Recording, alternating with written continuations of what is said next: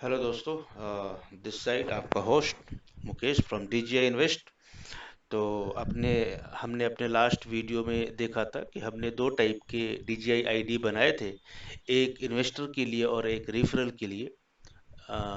दोस्तों, इसका मतलब ये नहीं है कि जो रेफरल से आईडी बनाई थी उसके थ्रू हम म्यूचुअल फंड बाई सेल नहीं कर सकते। आई मीन म्यूचुअल फंड की ट्रेडिंग उससे नहीं कर सकते, या जो कस्टमर की बनाई थी केवल उससे ही कर सकते हैं। कर हम दोनों से सकते हैं। उसका वो हाफ रजिस्ट्रेशन है। वो आप केवल प्लेटफॉर्म पे अपने आप को, आपकी मेल आईडी रजिस्टर हो गई और आपको एक डीजीआई आईडी मिल गया है। बट वो कंप्लीट रजिस्ट्रेशन नहीं था। कंप्लीट रजिस्ट्रेशन के लिए, सो दैट आपका डीजीआई आईडी से आप म्यूचुअल फंड की ट्रेडिंग कर पाओ, है ना। ट्रेडिंग कई टाइप की होती है। ट्रेडिंग लेट से कि लमसम ट्रेडिंग हो सकती है। आपने कभी एक ही बार पैसे लगाने, एक ही बार पेमेंट करना है, और वो आपका लाइफ टाइम के लिए इन्वेस्टमेंट हो गया। दूसरा इन्वेस्टमेंट होता है कि एक रेगुलर इन्वेस्टमेंट कर दिया। और इसमें डीजीआई में प्रोविजन है कि आप चाहो तो विदाउट मैंडेट भी कर सकते हो। मैंडेट क्या होता है कि बैंक के थ्रू ऑटोमेटिक डिटेक्शन होता है। तो हमारे बहुत सारे कस्टमर ऐसे होते हैं कि नहीं जी, आप मेरा एसआईपी चालू कर दो और आई शुड नॉट बादर कि वो पेमेंट कैसे होगा, कैसे क्या करना है। वो बैंक के थ्रू ऑथेंटिकेट कर दिया एक बार और वो उनकी एसआईपी चल रही है। डीजीआई में अब ऐसे ऐसे कस्टमर्स भी होते हैं जो बोलते हैं नहीं जी, आप बैंक से ऑटोमेटिक डिटेक्ट मत करो, क्योंकि मुझे नहीं पता होता है कि मेरे पास कौन से डेट को पैसे होते हैं अकाउंट में और कौन से डेट को अकाउंट में पैसे नहीं होते हैं। तो वो मैं चाहता हूँ कि मैं पेमेंट करूँ या ना करूँ, है ना। तो उनके लिए फिर ये डीजीआई एसआईपी का फीचर बना हुआ है। और जो वो कस्टमर हैं जो चाहते हैं कि ऑटोमेटिक, जी मुझसे मत पूछो, मुझे पता है कि इतने पैसे तो मेरे अकाउंट में होते ही हैं, आप कभी भी डिटेक्ट डिटेक्ट कर लो बैंक से, तो वो फिर मैंडेट बना के उस तरीके से उनकी एसआईपी कर लेते हैं और वो अपने आप डिटेक्ट हो जाता है। बट ये तो तीन तरीके हैं जिन तीन तरीकों से आप ट्रेडिंग कर सकते हो। बट ट्रेडिंग करने के लिए आपको रजिस्ट्रेशन कंप्लीट करनी होती है। डीजीआई आईडी जो हम लोगों ने लास्ट वीडियो में जनरेट किया था, वो आप समझ लो कि 20% ऑफ द टास्क है रजिस्ट्रेशन का। रजिस्ट्रेशन कंप्लीट करने के लिए there is a separate form. उसमें आपको अपना आधार का डिटेल, आपको अपना पैन का डिटेल, आपको अपने बैंक अकाउंट का डिटेल, आपको अपने केआईसी का डिटेल, आपका अगर कोई नॉमिनी है तो उसके साथ रिलेशनशिप का डिटेल, अगर नॉमिनी है तो उसका कौन सा डॉक्यूमेंट आप लगा रहे हो, उस डॉक्यूमेंट का नंबर क्या है। लेट्स से कि आप आधार लगा रहे हो, पैन लगा रहे हो, माइनर है कि माइनर नहीं है ना। ये सारा डिटेल आपको डाल के एक बार सबमिट करना होता है। उसके बाद आपकी जो डीजीआई आईडी है वो एक्टिवेट होती है ट्रेडिंग के लिए। तो ट्रेडिंग वाले टॉपिक पे हम अगले वीडियो में आएंगे। अभी हम अपने दूसरे स्टेप्स को कंप्लीट करते हैं। फर्स्ट स्टेप्स तो वी हैव ऑलरेडी कंप्लीटेड, दो तीन वीडियो बन गए उसके, आप लोग कर लेना, कमेंट कर देना, कोई प्रॉब्लम आ रही है तो सपोर्ट करूंगा। अभी स्टेप टू में चलते हैं जहाँ पे हम ये ट्रेडिंग के लिए अपने आप अपना डीजीआई आईडी को रजिस्टर कर रहे हैं। मैं इसके लिए अकाउंट में चलता हूँ। मैंने अकाउंट वो पहले से लॉगिन कर रखा है। ये डैशबोर्ड जो मैं डेमो के लिए कल आपको दिखा रहा था प्रीवियस वीडियो में, ये वही वाला अकाउंट है। आप यहाँ देखो तो इनके होल्डिंग्स हैं, इनके मैंडेट्स हैं, इनके एसआईपीज हैं, है ना। इनके ऑर्डर ट्रैकिंग है, कितने ऑर्डर हुए, कौन कौन सा पेमेंट हो गया। ट्रांजैक्शन में भी देखो आप पेमेंट का स्टेटस देख सकते हो, कौन कौन सा पेमेंट हो गया है, नहीं हो गया है। ऑर्डर में क्या क्या, कौन कौन से फंड का क्या क्या ऑर्डर किया है, कौन सा इन्होंने अप्रूव किया, कौन सा अप्रूव नहीं किया, लिंक से जाके।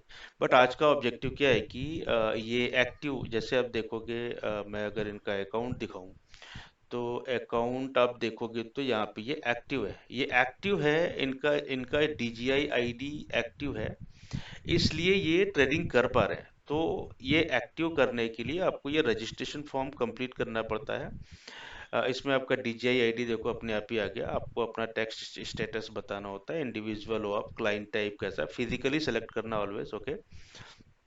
ये नेचर कैसा है, फिर आपका जेंडर क्या है, फिर आपका ऑक्यूपेशन क्या है, ऑक्यूपेशन मतलब सोर्स ऑफ इनकम कहाँ से, आप सर्विस वाले हो, बिजनेस वाले हो, क्या हुआ ना, ये सारे हैं, ये सारे आपके नाम्स वगैरह हो गए, पैन कार्ड हो गया। ये जहाँ पे प्लेस होल्डर लगे हुए हैं आपको, ये सपोर्ट के लिए लगा हुआ है, यहाँ पे आपको जो लिखा है वही लिख देना है अगर आपको समझ में नहीं आ रहा तो। ये सेकंड होल्डर अगर है तो फिर आपकी बैंक डिटेल्स में जाके किस टाइप का बैंक है, जनरली सेविंग अकाउंट ही होता है इसलिए by default saving account select किया हुआ है। अकाउंट नंबर आपने डाल देना है, उसके एफसी कोड डाल देने हैं, बाकी जो खाली है उसको आप भी खाली छोड़ देना है। यहाँ पे यस लिखा हुआ है तो यस आप भी, ये यस आपके हेल्प के लिए लिखा हुआ है। सम सिचुएशंस में नो भी करना पड़ सकता है क्योंकि आपके पास मल्टीपल अकाउंट्स भी हो सकते हैं, तो in in by default we should put yes, तो आपको यहाँ पे यस ऐसे टाइप करना पड़ेगा। दूसरा बैंक है, तीसरा बैंक है, ये सब आप यहाँ पे डाल सकते हो। आप यहाँ पे एड्रेस आपको कंप्लीट करना है ना, कौन सा स्टेट है, कौन सी कंट्री है एंड ऑल। और नॉमिनी के लिए आपको देखो यहाँ पे यस किया हुआ है, आपको भी यस करना है यहाँ, ओके, इन सबको चेंज नहीं करना है। नॉमिनी का टाइप क्या है, नॉमिनी का नाम क्या है, नॉमिनी का पैन कार्ड का नंबर क्या, अगर पैन कार्ड है तो डाल देना, नहीं तो नहीं हो तो कोई बात नहीं है। उसके साथ रिलेशनशिप क्या है ना, कितने परसेंट का शेयर है, यहाँ पर भी आप 100, देखो सपोर्ट में 100 लिखा हुआ है, 100 ही डाल देना आप। और अगर वो माइनर है कि नहीं है, तो माइनर तो देखो जनरली नहीं होते, बट अगर वो माइनर है तो यस करके फिर गार्जियन का नाम और गार्जियन का पैन पैन डाल देना। अगर वो माइनर नहीं है तो आपको इसको नो कर देना है और रिलेशनशिप वगैरह अपडेट कर देना है। और यहाँ पे जो भी उसका अगर पैन नहीं है तो आप यहाँ पे आधार सेलेक्ट कर लेना और यहाँ पे आधार नंबर डाल देना, ठीक है।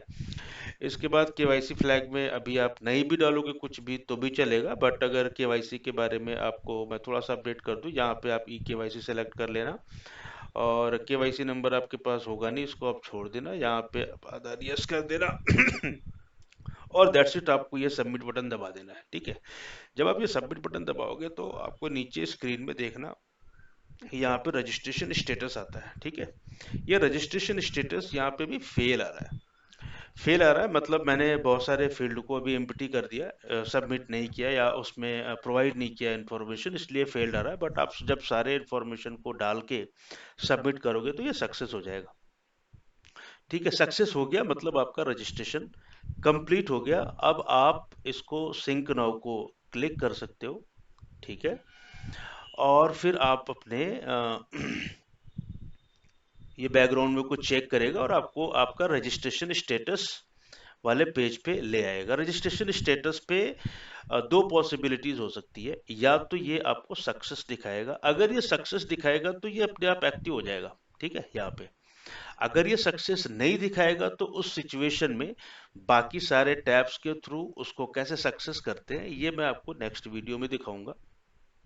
इसमें कुछ भी नहीं है, केवाईसी स्टेटस पे जाना है, आपको अपना पैन कार्ड यहाँ पे डालना है, सबमिट कर देना है। अगर रजिस्ट्रेशन स्टेटस में आता है कि आपका केवाईसी पेंडिंग है तो केवाईसी में जाना है, यहाँ पे आपको पैन कार्ड डालना है, सबमिट कर देना है, वो ग्रीन हो जाएगा। फिर से आपको सिंक नाउ पे क्लिक कर देना है और यहाँ पे आपको फिर से अपना रजिस्ट्रेशन स्टेटस चेक करोगे तो मे बी वो केवाईसी पास हो जाएगा। फिर मे बी कहेगा कि बैंकिंग का कुछ प्रॉब्लम है, तो बैंकिंग में जाके आपने क्या करना है, बैंकिंग का प्रॉब्लम आपको नहीं दिखाएगा वो, क्योंकि बैंक का डिटेल तो आपने बैंक वाले टैब में ही डाल दिया था।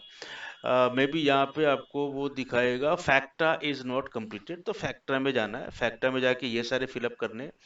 और कभी कभी क्लाइंट ऑथेंटिकेशन का इशू बताता है तो उसको यहाँ पे करते, ये फैक्टा केवाईसी और ये कैसे करते ये मैं नेक्स्ट वीडियो में डिटेल में बताऊंगा। अभी मैंने आपको शॉर्ट में बता दिया कि how to complete your registration and check your registration status, ठीक है। तो ठीक है दोस्तों, अगले वीडियो पे मिलते हैं, तब तक के लिए सी यू, बाय बाय। वीडियो को शेयर करते रहिए, कमेंट्स करते रहिए, दूसरों के साथ शेयर कीजिए, उनको भी लर्न होगा। Okay, see you, next video में मिलते हैं दोस्तों।